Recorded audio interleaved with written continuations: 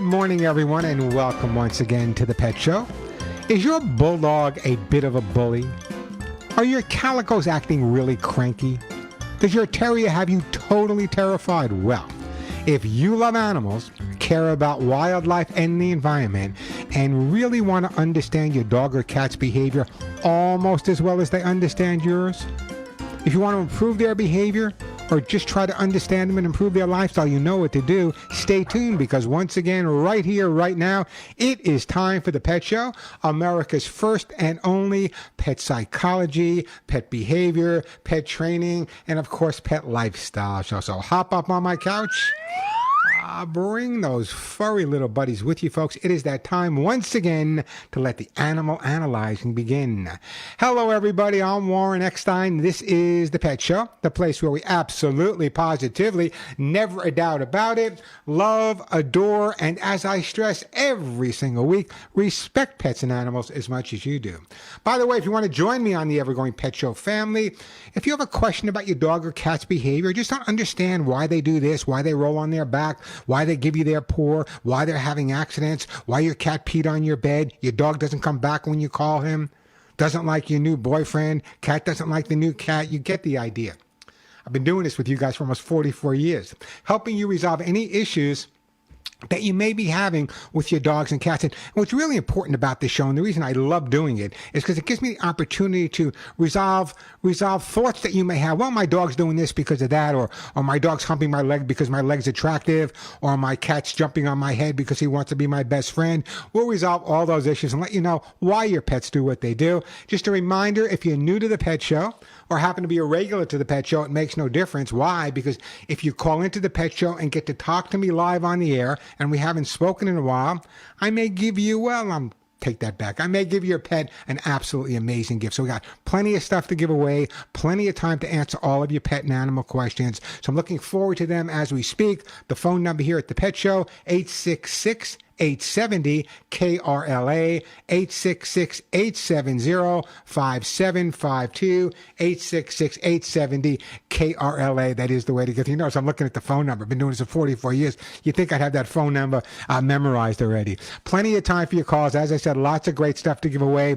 Busy show today. I got a lot of stuff I want to go over with you, but as always, I've allowed an awful lot of time to answer all of your questions, share some comments with you as well. I got some stories to tell. People say they like my stories. Well, I'm going to talk about how it was possible for yours truly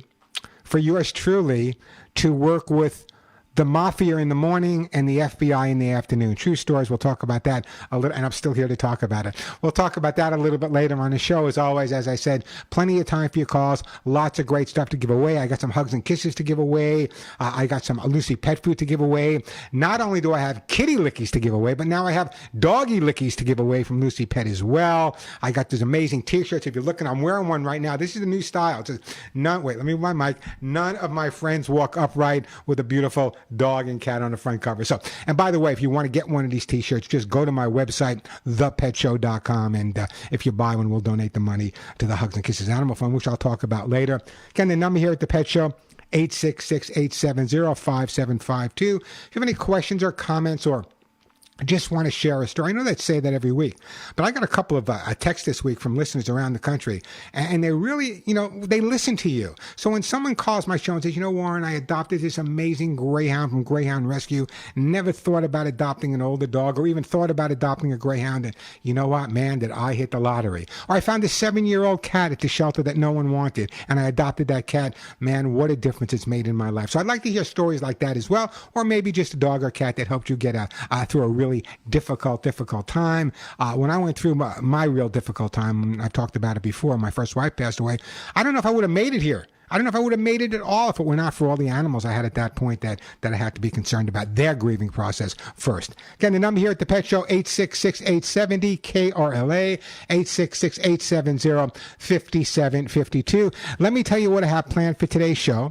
By now you know that your calls, your questions, your comments, your stories are really the priority, but I've got some really good information I want to share with you guys today. I spent a lot of time putting this together, so hear me out. And you know this has happened to you. Have you ever noticed that your dog responds perfectly well at home?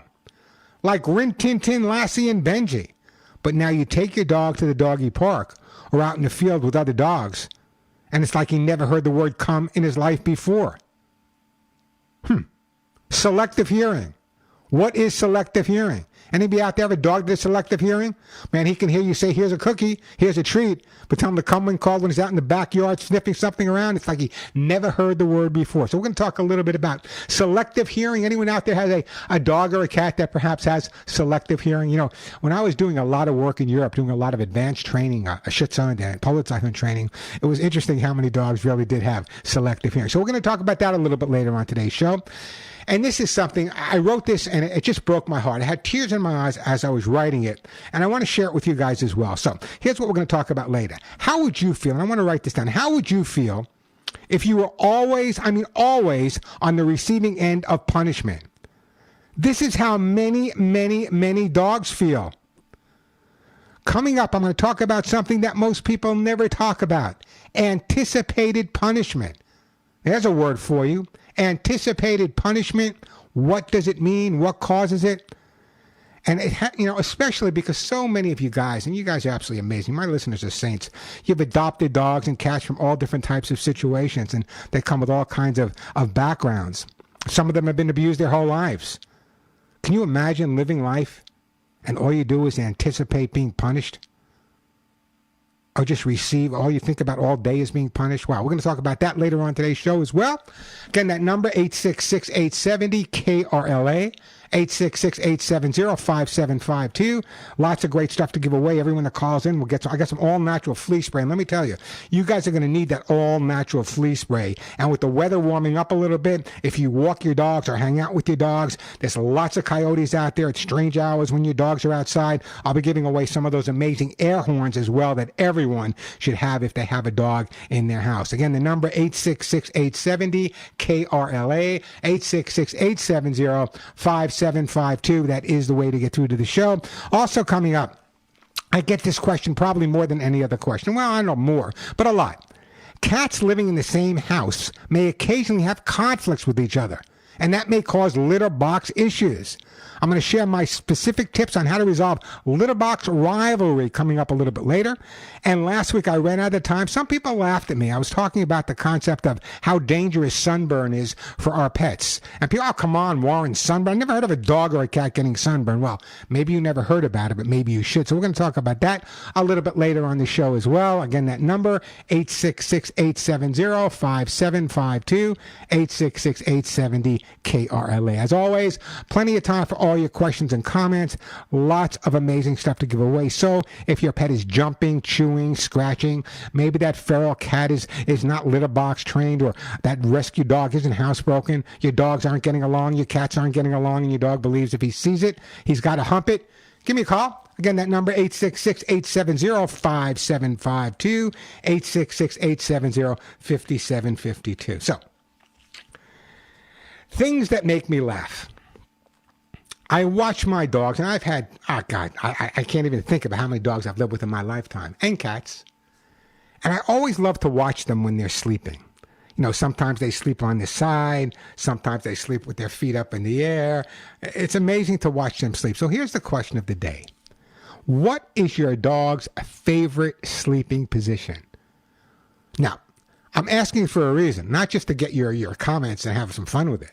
But if you call me and you ask me or tell me that your dog sleeps with his feet up, or he sleeps to the side, or he sleeps this way, or he sleeps that way, I'm going to tell you what that means about your dog's personality. So how your dog or the position your dog is sleeping could be indicative of part of their personality as well. So what is your dog's favorite sleeping position? Give me a call. Again, that number, 866-870-KRLA, 866-870-5752. Just to share some of the positions, you have the side sleeper, the belly up. You have the donut sleeper, the lion pose, the cuddle bug, and the Superman. We'll talk about those a little bit later. What is your dog's favorite sleeping position? Give me a call. I got some great stuff to give away. As I said, hugs and kisses, copies of my best-selling books, some hemp seed oil, Lucy pet food, kitty lickies, doggy lickies as well. Again, that number, 866-870-KRLA. The phone number, 866-870-5752. I'll also take a couple of questions on my YouTube channel.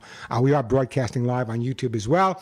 YouTube.com/ youtube.com/Warren Eckstein, youtube.com/Warren Eckstein. That is the way to get through to the show. So, as you know, recently I've moved to Arizona, and there are things I miss about California, like the bumper-to-bumper traffic, though.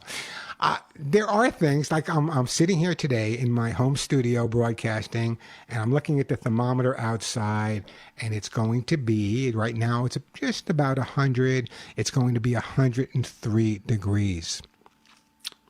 The great part about being 103 degrees is that half of Arizona leaves in the summertime.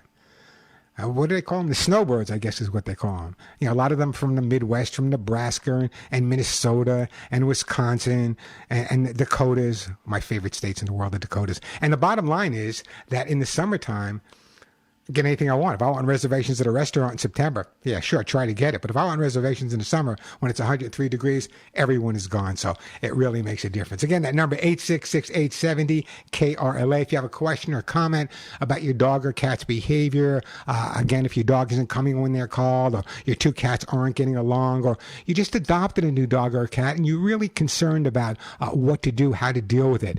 I'm actually thinking of doing a podcast down the road a bit, specifically on rescue dogs and rescued cats. As again, so many of my listeners have rescued so many pets over the years. I thought it would be a really, really important topic. So we're going to talk a little bit. I'll let you guys know when I want to do that podcast. But if you subscribe to my YouTube channel, youtube.com/Warren Eckstein, you'll see it when it pops up there. So it's kind of something dear to my heart that I'd love to talk to you guys more about, dealing with rescue dogs and rescued cats. And a statistic that just drove me absolutely nuts. A lot of people are unaware, but generally speaking, dogs that are over a year old or a year and a half old at shelters have been back and forth to different homes 2, maybe 3, or even 4 times. Of course, there's going to be little issues that they may have. But let me tell you, issues can be resolved. Never let an issue prevent you from saying, you know what? Let me give that guy a new home. Let me give that dog a new home. Let me give that cat a new home. Issues can be resolved. That's what we do here on The Pet Show. Again, the number 866-870-KRLA, 866-870-5752. Let me take a quick break here, and then we'll get to some phone calls and some great stuff as well. I'm really interested in talking to you guys about the punishment aspect. A lot of people don't get it. But right now, I want to tell you about one of... you're all smiling now. Those of you that remember Captain Kangaroo, for sure you're smiling. What a great show. We've had more shows like that on now. Hey, we are back on The Pet Show. I'm Warren Eckstein. Great time to give me a call if you have a question or a comment. Want to find out why your dog may be jumping, digging, humping, your cat is not using the litter box, scratched your favorite chair, keeps you up at night, doesn't get along with your other cat. Great time to call me. I do have a couple of open lines. As I said, everyone that calls in and gets to talk to me live will get a fabulous gift for their dog or cat. Many of them worth as much as $40 or $50. Again, the number here, 866-870-KRLA. Even if you just want to answer the question of the day, which is pretty simple, guys. What is your dog's favorite sleeping position? I mean, I could walk in any room and look at my guy sleeping and just makes me laugh. Molly sleeps exactly with the feet up in the air on her back. Willie kind of sleeps in a kind of a curled up position. I'll tell you what that means a little bit later, because each sleeping position actually means something different. So if you want to give me a call and tell me how your dog sleeps, what position, I'll tell you what it means, and maybe I'll send you a great gift at the same time. 866-870-KRLA, the phone number. 866-870-5752. That is the way to get through. Just before we get to you, Steve, I'm going to get to you in just a second. Steve calling from Tarzana with an interesting question. You know, one of the more common questions I get asked, and so many of my listeners, as I said, rescue dogs, is what's the most common thing to cause stress or panic in your dog? The most compelling cause when studied was noise-related and often very loud, sudden noises. Doorbells, strangers, fireworks are 3 of the most common things that cause dogs to panic around the home. But they're certainly not the only causes. Loud noises are often the worst culprits, such as high winds, thunder, hard rain, power tools, loud music, and other loud sounds sounds can really scare the dog as well. So dogs have an incredibly sense of hearing, a great sense of hearing. So if you have a dog in your home, watch what sounds kind of make him react, or your cat as well. And they should take precautions to prevent that, because there's nothing worse than seeing a dog or a cat that's fearful or afraid, especially if you've taken the time. I remember over the years, I've worked with so many dogs that came out of shelters that were left outside and were fearful of thunderstorms or loud noises or firecrackers over the 4th of July. In some cases, I was able to resolve it right away. In other cases, it took me 6 months more to resolve it, but it can be resolved, and everyone needs to take that time to resolve any issues that the dog or cat's having. Again, that number, 866-870-KRLA, 866-870-5752. Let's go to my friend Steve calling from Tarzana. Hi, Steve. Welcome to the Pet Show. Good morning. Thanks for taking the call. Hey, it's my pleasure. I have a curiosity. We have a lovely rescue that my wife got when she was 2 years old, the dog, not my wife. And she had just given birth, was taken from the home in which she was living. My wife brought her home, and she has been a lovely addition to our house. She's half Chihuahua, half Papillon. But what the behavior that I don't understand... Wait, does she have hairy ears? Yes, she does. So she's got the Papillon ears? Yes. There you go. She got a Chihuahua face with Papillon ears and a Papillon tail. Unbelievable. So, guy, tell me your problem. Okay. It's not a problem. It's just a question. Okay. When my wife and I are in the same room, the dog cuddles with me. She's kind of like my dog. I do more of the walking, more of the feeding, although we both do, walking and feeding. But when my wife leaves the room, or I leave the room, the dog stays with her. And yet, when we're together, the dog is cuddling and spooning with me.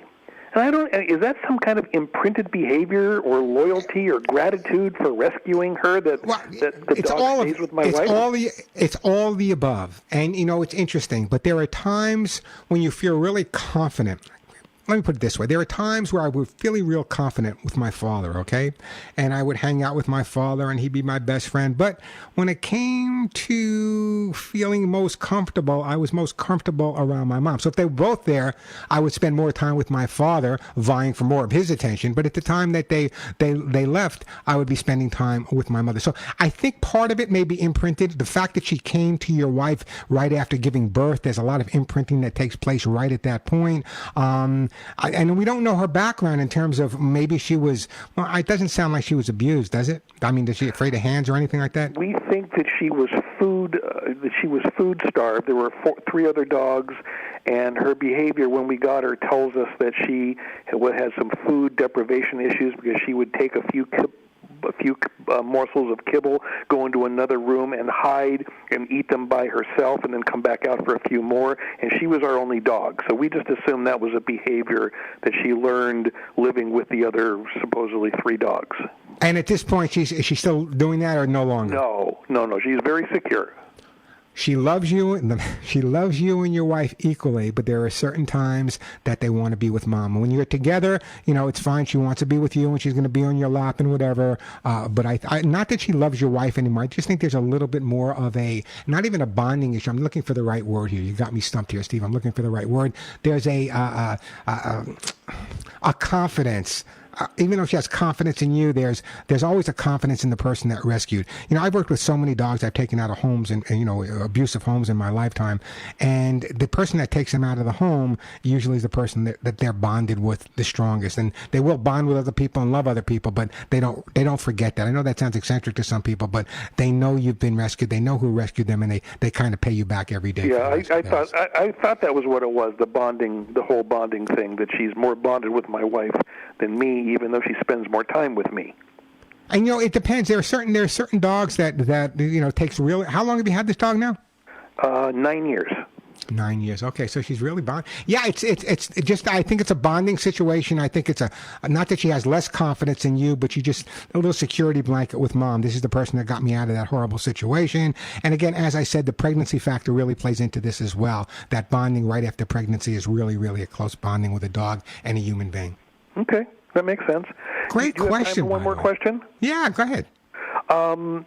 She was attacked by a coyote about almost 3 years ago. Coyote had her by the neck. My wife saw it, chased the coyote away. Since then, the dog barks at almost anything, and with a very shrill bark and very either angry or protective or I don't know what. But what can we do to help calm her down other than drugging her, which I don't want to do? You know, that's a great question. Do you have a couple of minutes? Yeah. Let me do this. Let me take a quick break here. Let me come back to you. I want to go over that barking because it's such a common question that I get asked, and I think answering yours and resolving that issue with you might be beneficial to other people listening as well. So let me put you on hold. We'll take a quick break. We'll get right back to you. The phone number here at the Pet Show, 866-870-KRLA, 866-870-5752. That is the way to get. By the way, I always offer my listeners this, and maybe I don't say it enough, but if you have resolutions to some of the questions that people have for me, chime in here. That's what this show's all about. It's the Pet Show family. 866-870-KRLA, 866-870-5752. I'm Warren Eckstein. You're listening to The Pet Show. I got tear stain supplement. I got hotspot foam, all kinds of great stuff to give away. Lucy Pet Food. So everyone that calls in and gets to talk to me live will get a great gift for their dog or cat. The number here at the Pet Show, 866-870-KRLA, 866-870-5752. Even if you just want to answer the question, what is your dog's favorite sleeping position? The sleeping position of your dog may be indicative of some of their personality traits. So I'll answer that for you. So give me a call. Let me know what your dog's favorite sleeping position is. Again, that number, 866-870-KRLA, 866-870-5752. Let's go back to my friend Steve in Tarzana. Steve, you still with me? I am. Thank you. You know, I never asked what your dog's name was. Rosie. Rosie. What a great name. Rosie. All right. So here's the deal. In terms of barking, what most trainers and behaviorists try to do is a twofold approach. Some will recommend totally ignoring the barking, which, by the way, doesn't work. And the other thing is to overly correct the dog for the barking, which is giving the dog an awful lot of attention for what they're doing. And even though it's negative attention, she's going to continue to do it. So that being said, if you can't correct, what do you do when you can't ignore what's the right approach? Well, my dogs, Molly and Willie, when they first came into the household, and they came from a high-kill shelter, and God knows what their background, we know that they were abused, but God knows what their background was before they came to me.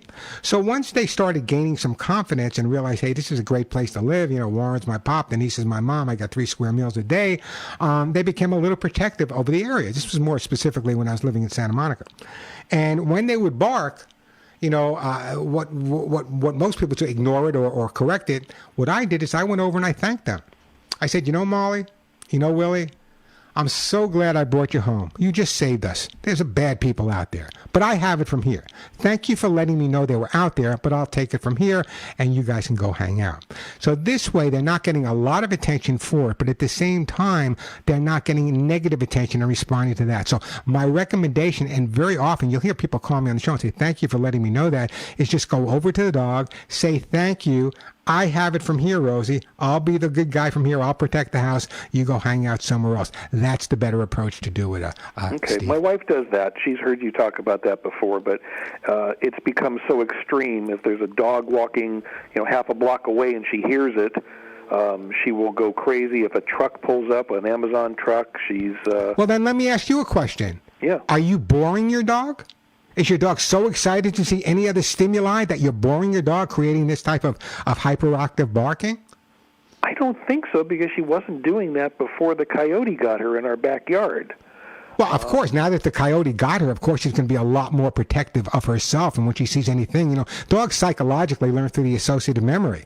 So she associates anything outside perhaps being that coyote attack. But again, still, continue. See, here's what you said to me. My wife does that. My wife does that, right? Doesn't mean you do that. Am I correct, Steve? Your wife does that. I typically go, shh, it's okay. Okay, so here's the bottom line. Dogs, again, learn through association. It's like the husband that tells the dog to jump on the couch, the wife that tells the dog to get off the couch, then the dog says, hey, Warren, isn't that the definition of neurosis?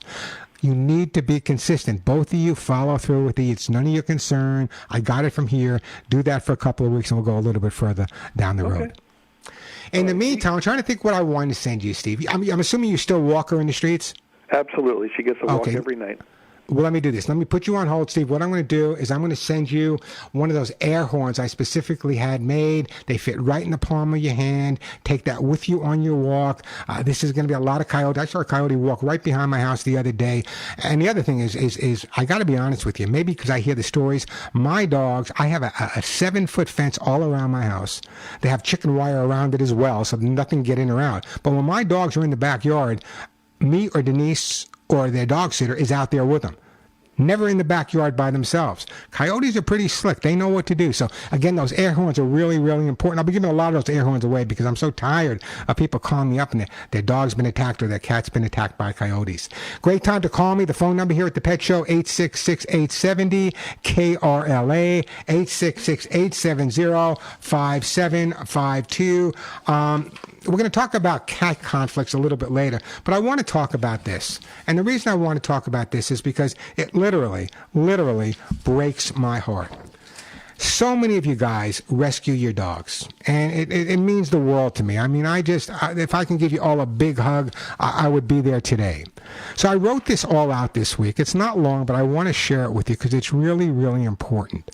So many people now, they watch TV, they go to TikTok, they go to Instagram, they go online, and that's where they get some of their advice on their dogs and dog behavior. Now, very often, it's punishment-based. When punishment-based training methods are used, you may see a dog who stops offering behavior and appears to be quiet and subdued. Opposite what you may think. Let me do that again. When punishment-based training methods are used, you may see a dog who stops offering behavior and appears quiet and subdued. Why?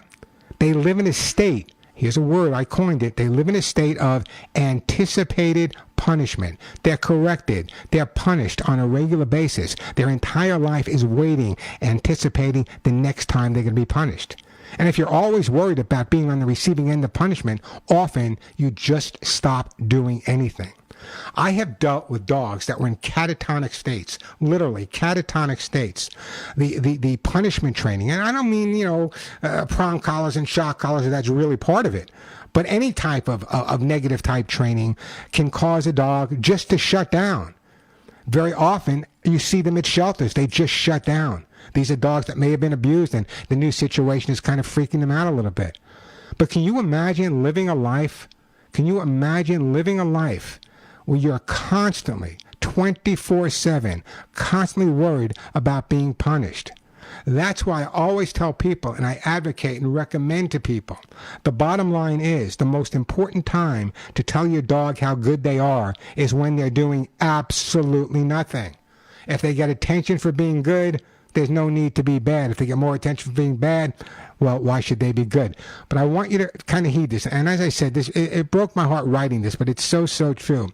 Over the years, I've had, I don't want to say the opportunity, but the situations where I've worked with dogs that have come out of, horrible situations, whether it be dog fighting rings or even worse. I'm not going to go into details with you guys.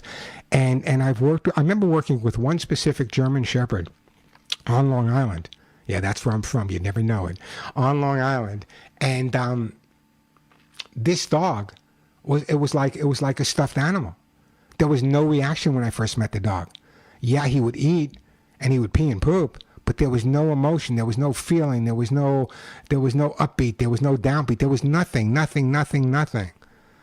They called trainers and they train. Well, this is what you do. Put him on a leash. But no.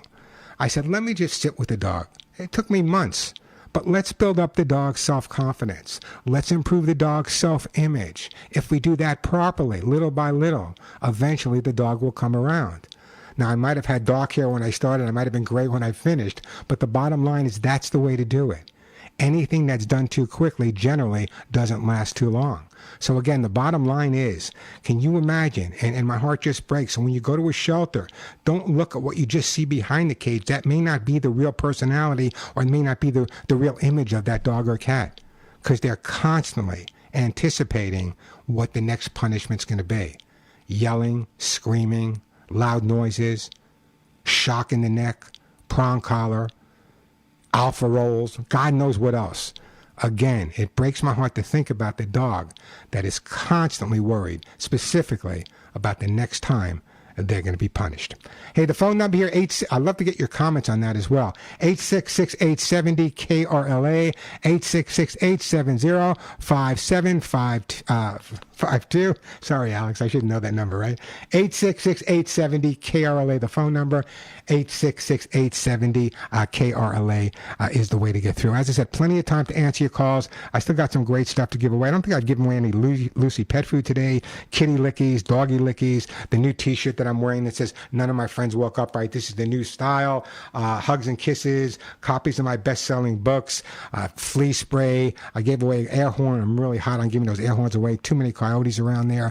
Hot spot foam. So much stuff to give away. Plenty of time for your calls. We'll get to you in a second, Alice. The phone number, 866-870-KRLA, 866-870-5752, the way to get through. A quick break, then right back to your calls. Now, and we are back on the Pet Show. I'm Warren Eckstein. Great time to give me a call. Phone number here at the Pet Show, 866-870-KRLA, 866-870-5752. Alice, you're going to be up in just a second. The question of the day, I was expecting more response from you guys. The question of the day is pretty simple. What is your dog's favorite sleeping position? Is he a side sleeper, belly up, the donut, the lion pose, the cuddle bug, the Superman?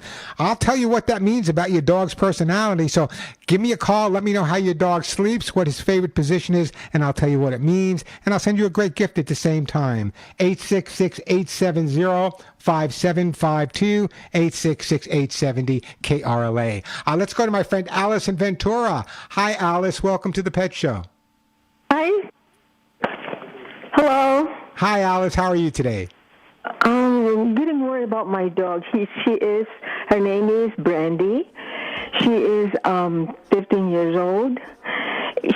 She's good. She lives a lot because she's old, but now she's scratching. But then I don't see any fleas. So you're talking about something I can spray?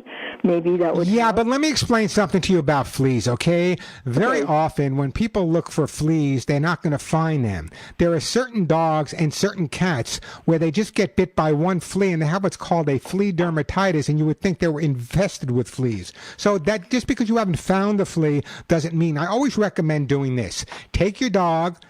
What I want you to do is roll your dog around in a white towel. Okay. If you notice any specks on the white towel, take one of those specks, put it on a moist towel, moist like a paper towel. If it turns red, you have fleas because that's flea poop. Wow. Okay. Okay, but now we don't know if it's fleas. We don't know if it's fleas. We don't know if it's fleas or not. Yeah, but take a white towel. You roll the dog in the white towel. If you notice any specks in the white towel, you take that speck, put it on a moist paper towel, because the specks on the towel are going to be black. If you put it on a paper towel, they'll turn red. That's indicative of a flea. Flea poop is nothing but blood. That's all they live on is blood. So it would turn red, and that's where the blood would be. So then you know you have fleas. So many times, when it turns red, she has flea. That's a sign that there's fleas around because that's flea poop. What if it's black? If it's black, chances, no, it may not be fleas. So we don't know, but a 15-year-old dog, there could be other things going on as well. Mm-hmm. You know, it could be healthy. She has good coat and good body and no. You know. Is she scratching? Is she scratching? Is she scratching in a specific area? Different areas, but not all the time. But I notice her, but around the ear and then like something in the tummy, but not all the time. But she didn't used to do that. All right, here's what I'm going to do. Number one, there could be many, many reasons. Could be an allergy that came on. How long ago did this start? How long ago did this start? How long has she been doing that? Maybe on and off the last 2 months.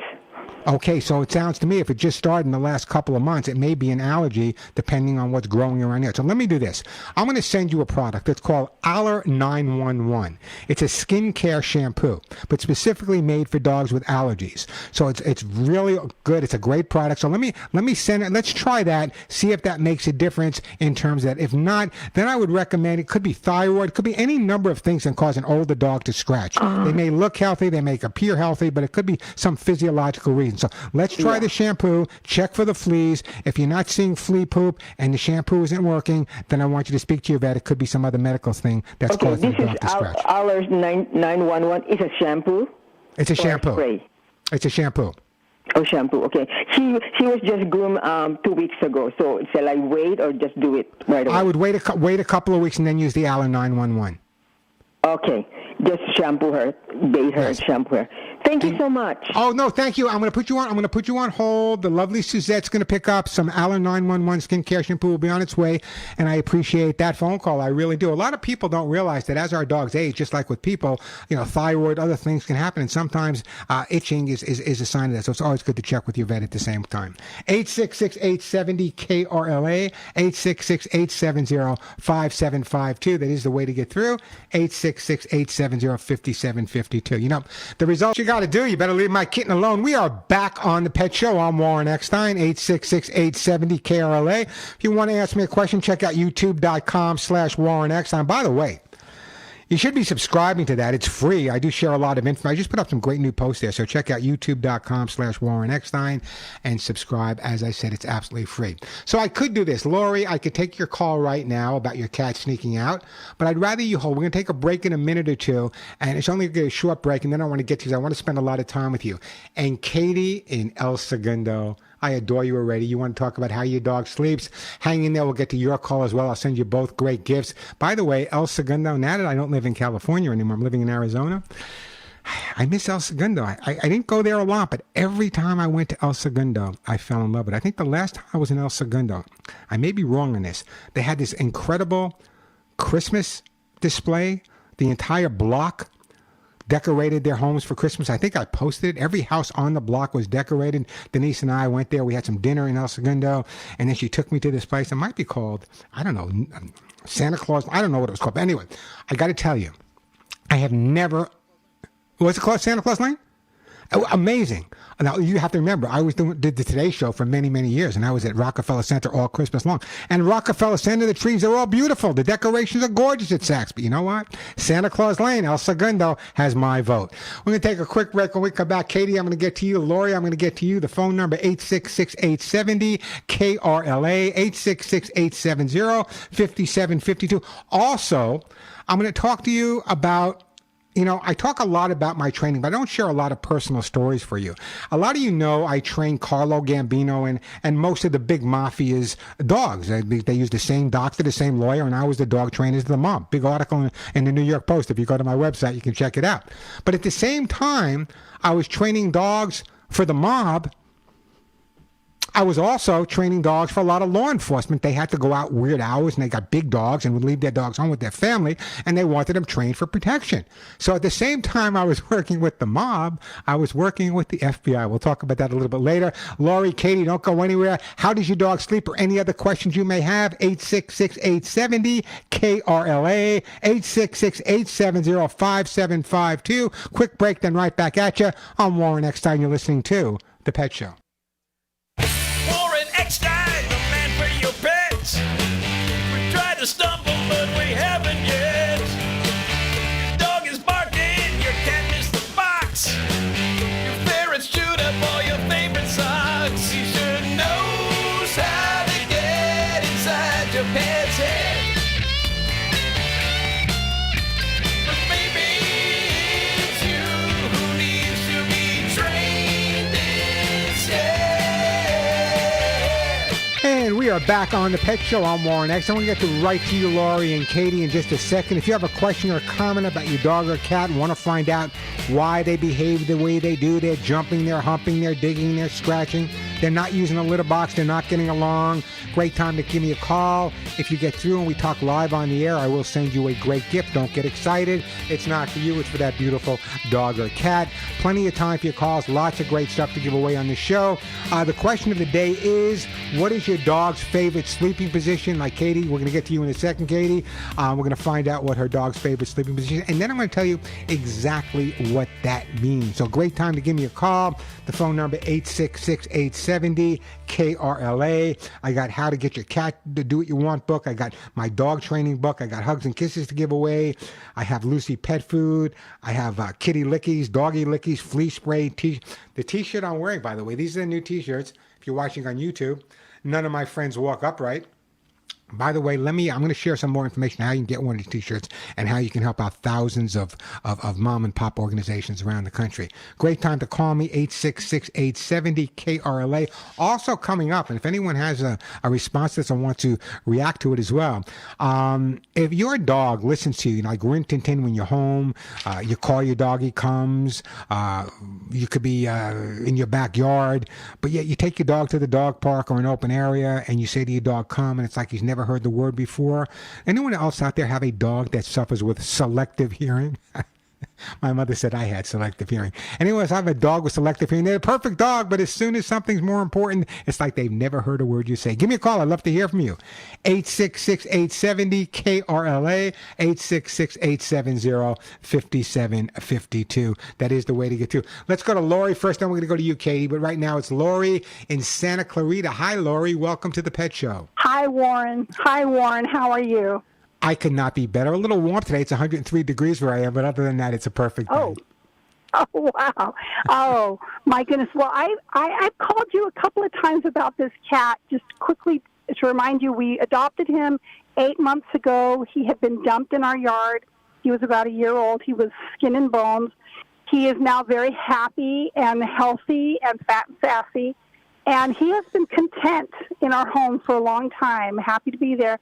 But the last 2 or 3 weeks, suddenly he's developed a really strong desire to escape through the front door. And he has successfully escaped 3 times, twice unsuccessfully. He literally crouches right by the front door, and the moment somebody opens it a crack, he just wants to slip through. And luckily, the times he's escaped, we have found him a little later sitting by the front door waiting for us to get him. But he's lost 2 collars, and he's an indoor cat because when we found him, it was. Oh, he's an indoor cat. He's an indoor cat now, but he wasn't an indoor cat when you found him. Right. He was an outdoor cat. Well, he's been dumped outdoors. Okay, so to death. You, Lori, you might have the most interesting, greatest home in the world. You could be beautifully furnished, whatever. But you know what? You're not outside. You're inside. So what we need to do is we need to make the inside outside interesting. Now, you hear me talk about it all the time, and I'm sure you've done it. Cardboard boxes, paper bags, every single day. Change them every single day. This was a cat that was out in the wild. Every 5 minutes, there was something new for him to explore.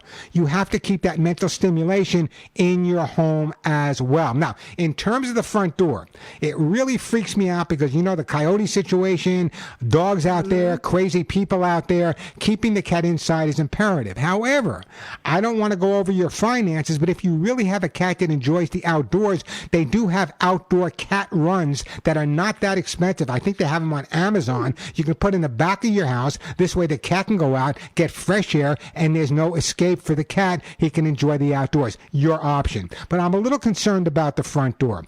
Here's where I'm going to get a little tough with you, okay? Not with you, but with the cat. It really scares me that the cat's going to get out. So what I want you to do is by the front door, at least temporarily. There's a few things we can try. We can try some rolled up aluminum foil. Most cats don't like walking on aluminum foil. Take a big bunch, a lot of Reynolds. Give some money to Reynolds Aluminum. Put a bunch of aluminum foil by the front door, so anytime the cat walks even near the front door, he's going to be walking on that aluminum foil. If that doesn't work, there are other things we can do. There's double stick tape and other things we can do as well. But right now, it's important twofold. Number one is to educate him not to go outside. And if you spend too much time doing that, it's going to kind of scare him a little bit. That's why I want the aluminum foil. But I want you to make the indoors as interesting as you possibly can. I mean, really, let's face it. Go to Ralph's, go to Albert's, and the boxes are free. Change them every day.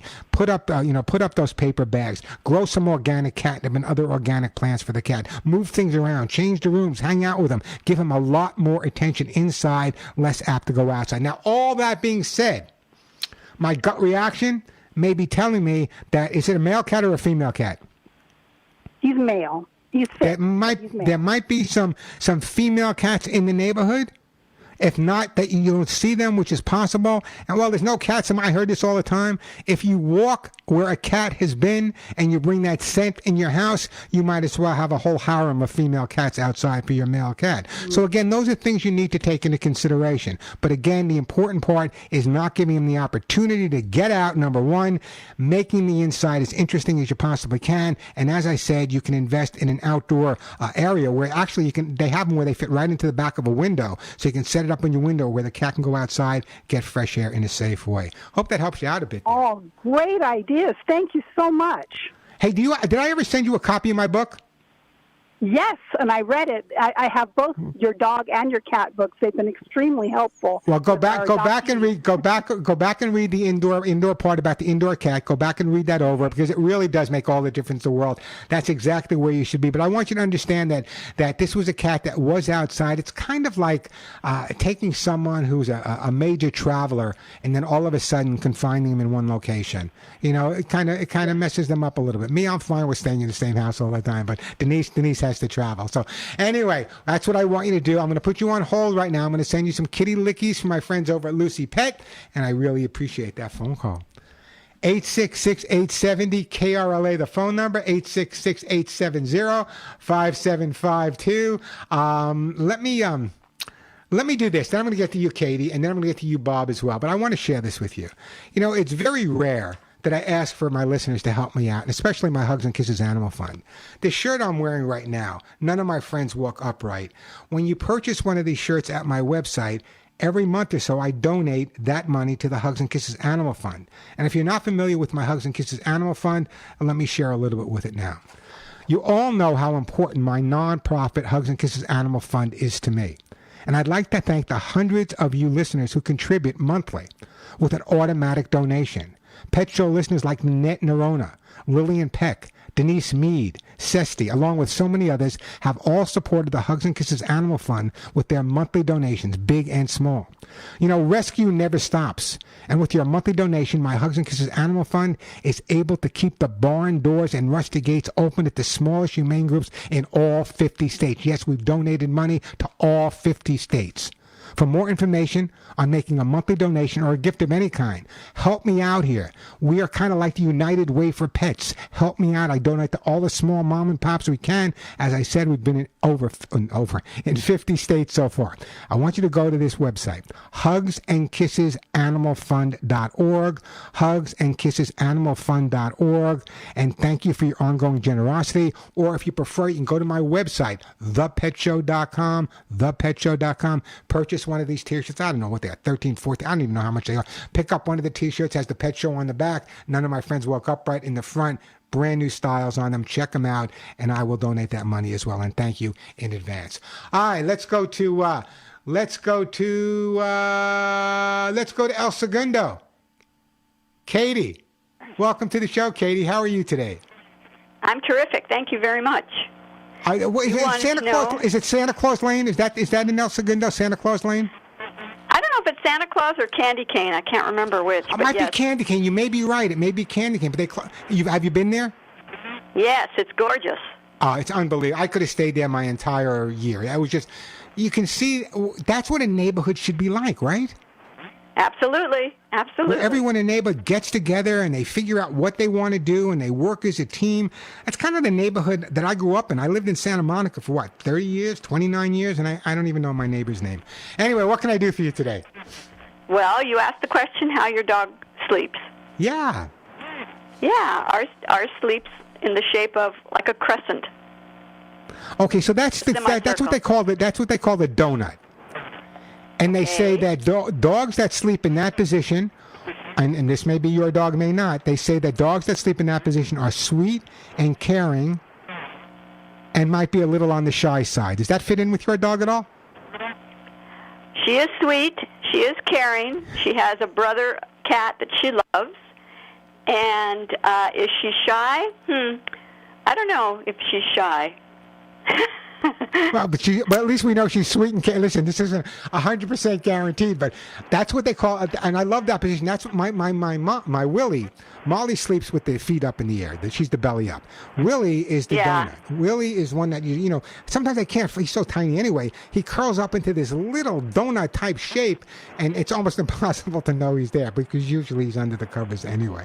Well, one time she faces east way, and then sometimes she does the other direction. So you know, it's interesting that you. It's interesting that you say that. Years ago, I did a whole story on what it means if your dog falls asleep facing the east versus falling asleep facing the west. Maybe I'll have to redo that story in the near future. But anyway, great thing. I'm trying to think of what's your dog's name again, Katie? Her name is Coco. Coco. I bet she's a brown dog. Partially brown, yes. Well, brown and some white markings. I'm partially psychic. Anyway, Katie, great call, by the way. Give her a hug and a kiss. I'm glad to hear that your puppy is the sweet and carry. I'm going to put you on hold, and I am going to send, you know what? I am going to send you some doggy lickies. Now, it's kind of like it's kind of like I don't know how to describe it. You just kind of squeeze it over a treat, squeeze it over. I'm telling you, you're going to call me back in a couple of weeks and thank me every single minute. The phone number here at the Pet Show, 866-870-KRLA, 866-870-5752.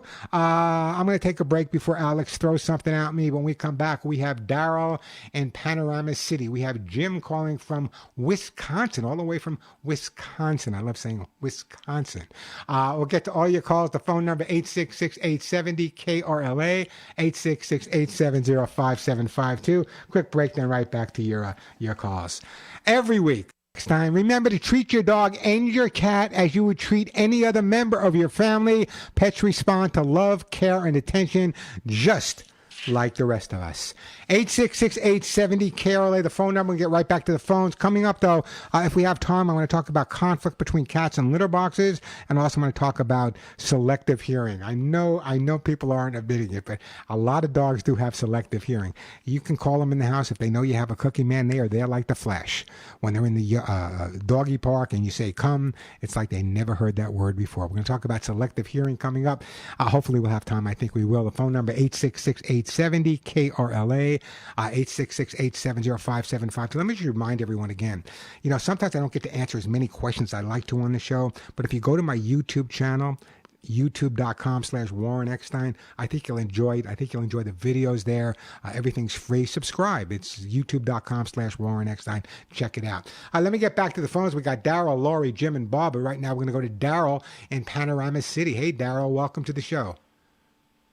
Hi, Warren. Thank you for having your show. I find it very interesting. I appreciate it. I have two feral cats. One has lost a lot of weight. We can pet it lightly. We call him BB, and that stands for big, well, I won't tell you the last word. Is the cat neutered? I'm guessing. Is the cat neutered? No. Why? Well, we can just pet him. That nobody's tried to pick him up yet. He tries to sneak in the house to be with, I think, our 12-year-old female cat. The second cat is Mao. The one reason why we call him Mao, or her, we're not sure what it is. We think it's a female.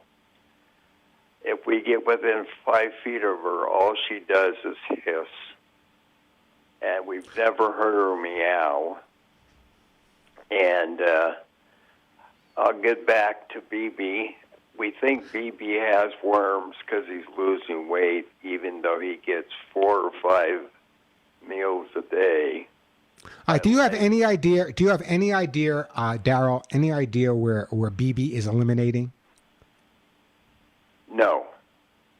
Okay, that would be my first thing. An area that is quite open in a canyon.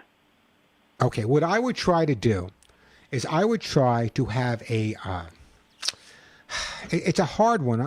Here's what I would do. Quite honestly, I would be working with some of the TNR people, and I would be trapping, neutering, spaying, having him veterinary checked, getting his vaccinations, then the option is either release him into the wild or bring him in the house. But the bottom line is, if you have a feral cat, and there's so many things out there, could be all different types of diseases. We don't know how old the cat is. Maybe it's an age related. Maybe it's something else related. Maybe it's some other condition. Maybe it's not worms. But the fact that you can't get to the stool to get the worms checked, we're never going to know. And it's much, much safer for the cat. I can hear in your voice that you're attached to these cats. So I would definitely recommend you work with some TNR people, trap them, neuter them, release them. They can help you out. They can give you the traps, help you out with the trapping, and even the veterinarians to spay and neuter. But that's the way to go at this point. There's no other way. I mean, giving the cat medication, we don't know what the cause of the problem is not fair to the cat, and it may not resolve the issue. And we'd have to really get a stool specimen. The vet would have to say, what type of word is it? A ringworm? Chances are, if they're losing weight, it could be a tapeworm. We don't know, and we know there's mosquitoes around. That's where tapeworm comes from. But the bottom line is, I would really recommend. I can hear it in your voice. Why don't we work with some of the groups, trap, neuter, release? If you go to my website, thepetshow.com, there's a list there of rescue groups that may be able to help you out, but there's all kinds of groups all over Southern California that do TNR, and that would be the thing I recommend. So they can trap, neuter, and either release, or perhaps you may want to bring the cat inside. But that's the best thing to do at this point, because we have no way of knowing what's causing the cat to lose weight. Well, I appreciate that. Thank you. Listen, I have a personal question for you. Sure. What part of Arizona do you live in? Do you know where Luke Air Force Base is? No. Okay, around Glendale, Peoria area. I've heard of them. I kind of know where they're at. I'm about a half hour or 40 minutes outside of Phoenix, north of Phoenix, northwest of Phoenix. Okay. I have a lot of family that lives in Arizona, down in Bullhead City. Well, Bullhead City's all the way on the west coast. Bullhead City's kind of like right on the border of Nevada, right? Correct. There you go. No, I'm in a different part. I'm more in the central part.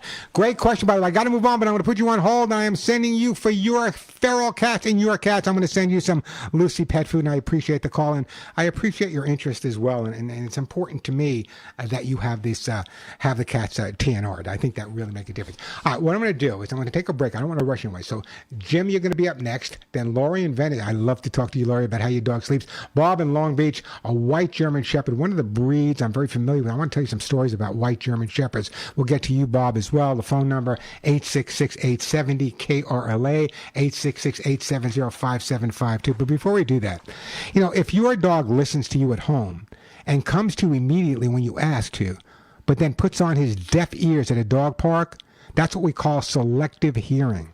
When you train a dog in order to prevent selective hearing, and I advocate this to everybody, start out in a quiet area, but when you're training a dog, in order to learn to respond to the cue, what you need to do is you need to work with the dog in a very large variety of places and around a lot of different distractions. The process in training is called proofing, or getting the dog to respond. Years ago, I was the head instructor for the YMCA, and on any given night, I might be training 75 to 80 or even 100 dogs in different group classes. And again, one of the most important things was getting the dogs to respond, and getting the dogs to respond when there were a lot of distractions around. So when you're training a dog, any qualified trainer may start out quietly in your backyard, but any qualified trainer is going to recommend that you start working with the dog in areas where there are a lot of distractions, because that's what you're going to be confronting on a regular basis. But I do believe from the bottom of my heart, guys, that dogs have selective hearing, and very often are just outsmarting us. They know what we're saying. They know what we want. It's just kind of like they're turning to us and, well, I'm not going to tell you what, but they're kind of flipping us off. They're making fun of us is what they're doing. So selective hearing, it really does happen with dogs. All right, that number, 866-870-KRLA. I was going to say something else. Alex, I'm glad I didn't. You have your finger on that dump button. 866-870-KRLA, the phone number. We're going to take a break. We'll come back to all your phone calls. Before we take the break, though, I brought this up earlier. There was a time in my life where I was doing an awful lot of training. My school was doing 300 to 500 dogs weekly, not all by myself. I had people working with me. And the bottom line is I would spend the mornings doing a lot of training in a place called Howard Beach in Queens, New York. If you've ever watched a Mafia story, Howard Beach is where Gotti and all them live. And I'd be spending there training all my mobsters' dogs. And yet in the afternoon, I might be in Whitestone, Queens, or even the Bronx or Brooklyn or Long Island, where a lot of FBI agents, I'd be working with FBI, I'd be working with drug enforcement, training their own dogs and the police department dogs as well. And the reason for that is they worked shift work and they had to leave their families. And yet a lot of them were young and they left their younger wives and their kids at home and they wanted to make sure their dogs were protected. And so I would be doing a lot of that type of training for them. So I'd be working with the mob in the morning, be working with the FBI in the afternoon, and I'm still here to talk about it. That's what's amazing to me. I wasn't arrested or killed. I'm still here to talk about it. Hey, that phone number, 866-870-KRLA, 866-870-5752. A quick break, then right back to your all your phone calls. Let me get right down my list. I want to get to all your calls, so let me go right over. Go to Jim first, then we got Lori in Venice, and then we got Bob in Long Beach. But right now, it's Jim in Wisconsin. Hey, Jim in Wisconsin, welcome to the show. Hello. How you doing, Jim? Okay, Warren. Hey, a question for you. We have an inside-outside cat. When the cat goes outside, it's on a leash. Our problem is when it's outside, since the grass is back growing again, it's eating grass. And then once we feed her in the morning or at supper time, then she throws everything up. Is there anything we can do about this? Well, first of all, how many times a day do you feed her? Twice. Once in the morning and 3 o'clock in the afternoon. And when you have her outside on a leash, is it constantly eating grass or just occasionally? She just eats a little bit here and there, and then it ain't like it's a whole belly full of grass. It's I'm not going to ask you specifically what you're feeding them, but are you feeding a good quality food? We're feeding her science diet because she's got urinal tract problems. Okay, so you're on a specific type of diet at that point. Now, very often when you're feeding certain diets like that, there are certain things that are missing from those diets, even though it's good for what they need to be good for medically, and the cat may be picking up. Maybe there's not enough greenery or something in that. I don't know specifically. Science Diet, by the way, is made by Colgate-Palmolive. They make your soap as well. So there are things that I would definitely take into consideration. But in terms of the eating grass, let me ask you a question. Is there a way that when you have her outside, you can have her in an area where there's a lot of other options, maybe growing some catnip in the area, putting new things in the area every day when you put her out? It could be a box or a bag, I don't care. Rather than having her go out in the backyard where there's nothing but grass, maybe having her go in the backyard with a lot of things to occupy or get her attention, whether it be organic catnip or other organic plants. We're out here in a rural area, so it just ain't a backyard. We got 96 acres, so we got wood piles because we burn wood, so she's climbing on that. And we have a garden out here, so she's kind of all over the place.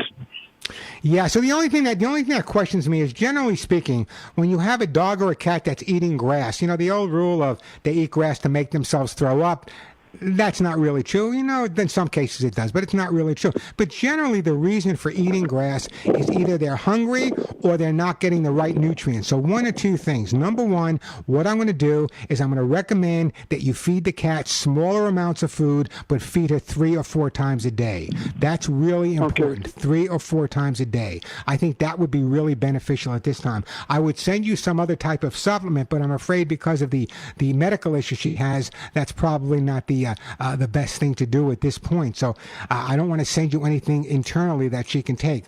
How bad is her medical problem? If I feed her some other type of regular cat food, then she starts bleeding and that, and then we got to take her into the vet. She gets plugged up. Yeah. All right, so this is what I want to do. Let's try this for a couple of weeks, okay? Try feeding her a couple of more times during the day, not more food. We don't want her chubby, not more food. Just try feeding her a couple of more times a day. See if that doesn't make a difference. If it doesn't, call me back. I'll go a little further with you. But it sounds to me like you've been to the vet. It sounds to me like she's probably more hungry. Maybe she's getting the food she needs, but not getting the full belly that she needs. That's why feeding more frequently will be the way to go. Well, this problem happens.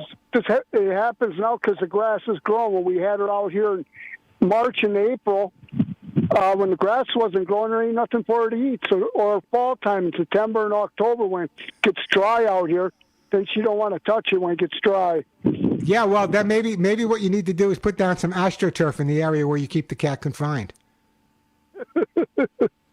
Okay, well, we'll try feeding her a few little smaller meals. And Jim, give me a call back after you try. Don't go anywhere, Jim. I'm going to put you on hold. Let's put Jim on hold. I can't send you any food, Jim, but I can send you a copy of how to get your cat to do what you want, and it will go over some of that with you. Great call back. 96 acres. Can you imagine? 96 acres. Wow. Why is my light going on and off here? Let's go to Venice and Lori. Hi, Lori in Venice. How are you? Hi, how are you? I'm doing great. What's up? You asked me how my dog sleeps. Yeah. She used to sleep next to me. Now she doesn't sleep next to me anymore. She lays on her side. And let me ask you a question. Why did she stop sleeping with you? I don't know. She's older. When I got her, she was like 2 weeks old. Now she's almost 13. God and bless she's you. a grumpa bump. Have you? But are you like a restless sleeper? Sometimes I am. The reason I say that is over the years, I've worked with dogs that have slept with their guardians every single night. Then all of a sudden, the dogs were not sleeping with their guardians as much as they did. And it wasn't necessarily a dog issue. It was a guardian issue. Maybe the guardian was kind of snoring. I'm not going to ask you. Maybe the guardian was snoring. Or maybe the way they were breathing as they got older alongside the dog was a little different. Or maybe the dog just wants to be cooler. So it's nothing to be over. But let me tell you, sleeping on the side, here's what it says. A dog that sleeps on its side is playful and loving, and might be might be going through the Peter Pan syndrome.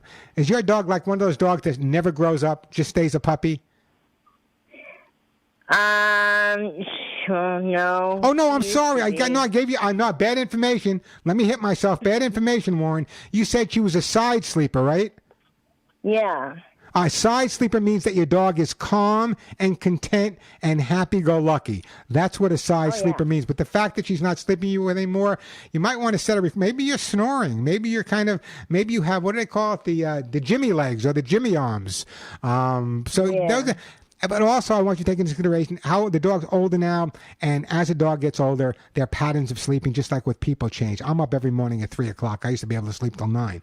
So as we get older, our patterns of sleeping change as well. One of the things you might want to try is letting her sleep where she wants to sleep, or if you prefer, maybe giving her a little bit of a meal just before you go to sleep. After food, they generally go into a deeper situation. So that's what I would try.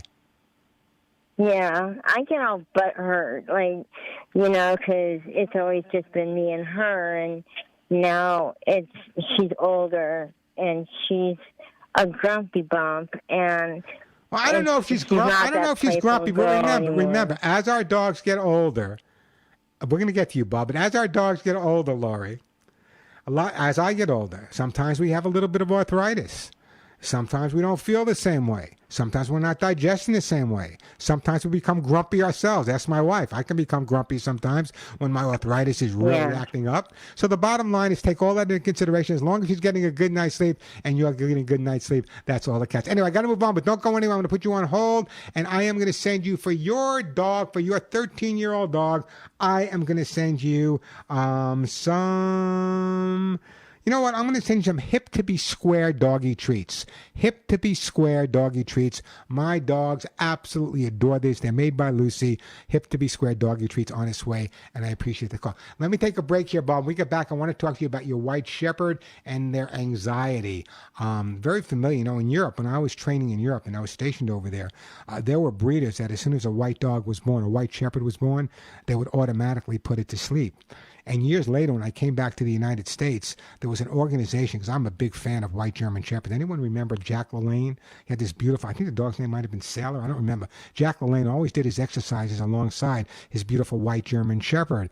And they're just amazing, amazing dogs. And there was this organization started, and they were going to start with white German Shepherds, and they were going to call it the American Shepherd Club. And they asked me to be their behaviors. They never really went too far, but beautiful, beautiful dogs. We'll talk about your white German Shepherd when we come back, Bob. Great call. The phone number 866-870-KRLA, 866-870-5752.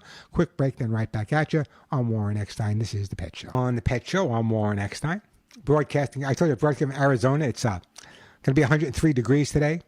What do I do every couple of hours? I go outside, take the hose, and hose down my backyard so it's nice and cool for Molly and Willie to walk around. Remember, when it gets hot, you got to take that into consideration. What I do is I go out there barefoot.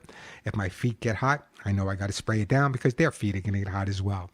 866-870-KRLA, the phone number, 866-870-5752. Again, if you'd like to get hold of one of these T-shirts and help my Hugs and Kisses Animal Fund, go to my website, thepetshow.com, thepetshow.com, and whatever you do when you buy one of these shirts, that money will go to the Hugs and Kisses Animal Fund. Let's go to Bob in Long Beach. Hey, Bob, welcome to The Pet Show. Hey, thanks, Warren. Appreciate you taking my call. My pleasure, Bob. What's up? Well, the dog belongs to my best friend, a gal, and the dog probably, I do more training and listens to me much more than he does her. It's a rescue dog, about 4 years old. She's had him probably 2.5 to 3 of those years. And he started out being very aggressive and barked at literally everything. And a lot of the barking has settled down. Some of the aggressiveness has as well, except for strangers. It's still very aggressive to strangers. And it listens to me a lot. Takes my, listens to my commands. Work with him quite a bit. But just trying to figure out, better ways to handle him. Well, a couple of things right off the bat. Let me go back with you a little bit. You say the dog is about 4 years old now, right? Correct. Yeah, approximately. And he was how old when your girl adopted him? Yeah, let's just call her my girlfriend for lack of better reference. Probably a year to a year and a half, somewhere. Do we know there. anything about the dog's background at all? She felt the dog was abused prior to her getting that. And what made her think that? I'm not sure. I didn't ask her that directly. She just seemed pretty clear on it. Okay, so now you say you've been doing the training of the dog. I know from my thing it says the dog has anxiety. Tell me about this anxiety. Well, he just gets restless. He's not anxiety all the time. He'll be very tame and gentle.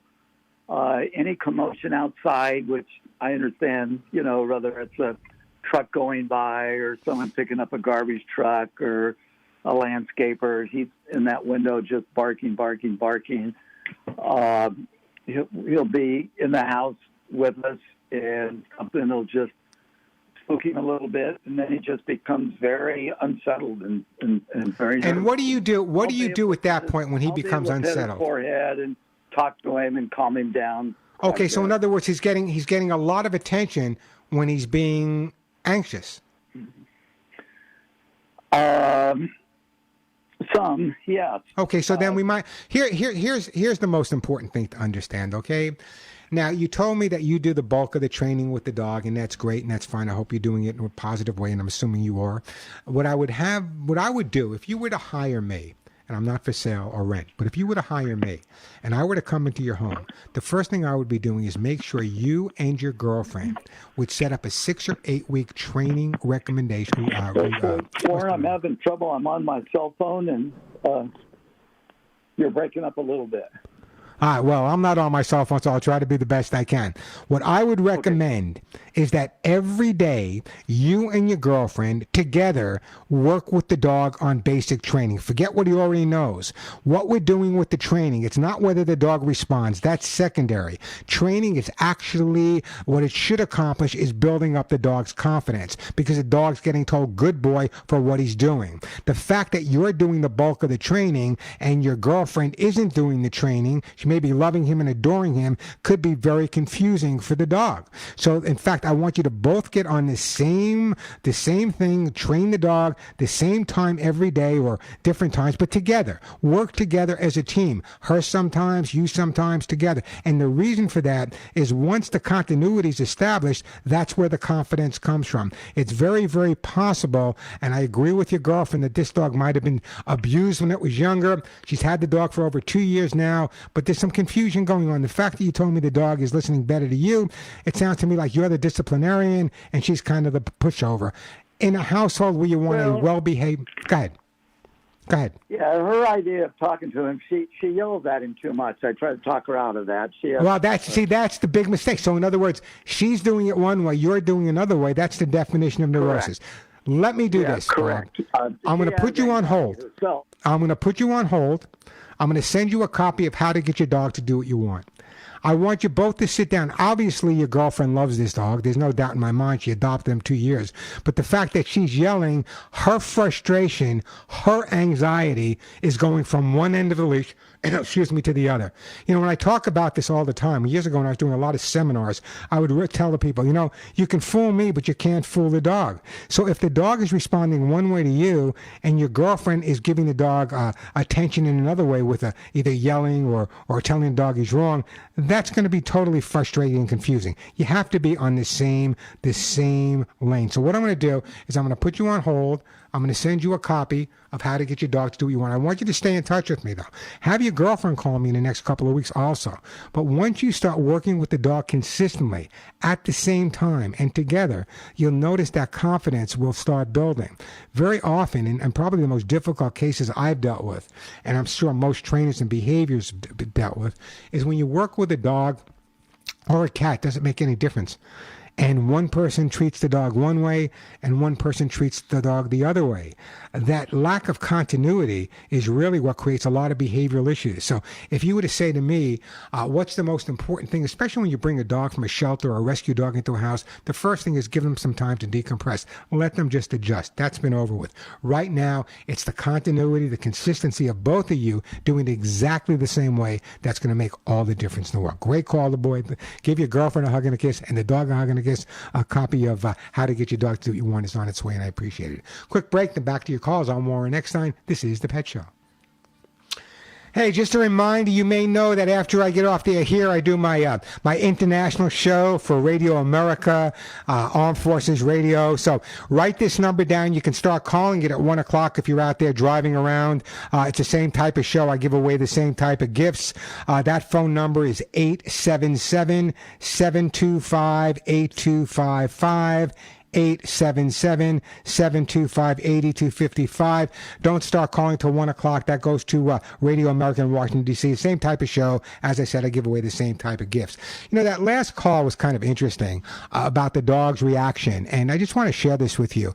Predictability is one of the things that I learned early on. One of the most important things that any behaviorist or any trainer needs to understand when it comes to educating a dog is that dogs they really thrive on consistent routines and predictability. And very often, when that's thrown off, it can really mess it up. So, for example, the gentleman who just called, lovely, lovely guy, he would train the dog and he would use one approach. Train the dog. I don't know exactly what his approach was, but he sounded like the kind of guy that would be using a very positive way. Yet his girlfriend, and I understand that very often they become frustrated, especially after 2 years. And when the dog is doing something wrong, or rather than taking the time to use it as a teachable moment and teach the dog to do something right, that frustration comes out, that anxiety comes out where it's no, no, no, stop it. And the yelling starts. Yelling never accomplishes anything but to scare a dog or panic a dog. The way to get a dog to calm down is to be calm yourself. So when your dog is reacting in a way that you're not feeling really comfortable about, you getting anxious or you becoming unpredictable is just going to exasperate exactly what the dog is reacting to. So remember, calm, mellow. There are times that whatever's going on, you could have a bad day at work, you could have a bad boss. When you come home, that consistency and that predictability makes all the difference in the world. Out of time, Alex, huh? Anyway, until next week, you all know what to do by now. Give all your pets a big hug and a kiss for you, one between the ears for me. I'm Warren Eckstein. Hey, check out this number, 877-725-8255. Give all your pets a big hug and a kiss for you, one right between the ears for me. I'm Warren Eckstein, and thank you again for listening to The Pet Show.